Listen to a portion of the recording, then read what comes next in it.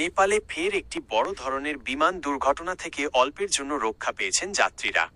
গতকাল শুক্রবার ২রা জানুয়ারি ২০২৬ রাতে নেপালের ভদ্রপুর বিমানবন্দরে অবতরণের সময় বুদ্ধ এয়ারের বুদ্ধা এয়ার একটি যাত্রীবাহী বিমান রানওয়ে থেকে ছিটকে পড়ে।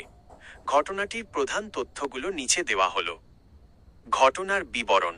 ফ্লাইট নম্বর বুদ্ধ এয়ারের ৯০১, ফ্লাইট ইউ4 ৯০১, রুট কাঠমান্ডু থেকে ভদ্রপুর, ঝাপা জেলা।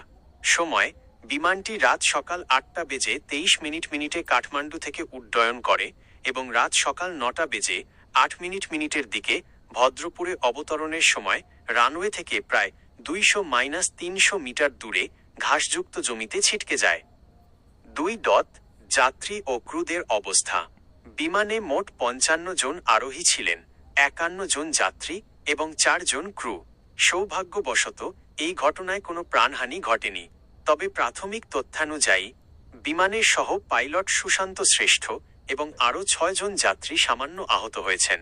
আহতদের দ্রুত উদ্ধার করে স্থানীয় ওম সাই প্রতিভারা হাসপাতালে চিকিৎসা দেওয়া হয়েছে।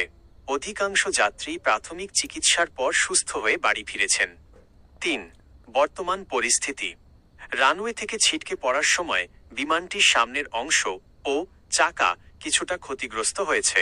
ঘটনার পরপরই নেপাল পুলিশ ও সেনাবাহিনীর একটি বিশাল উদ্ধারকারী দল ঘটনাস্থলে পৌঁছে উদ্ধার কাজ সম্পন্ন করে।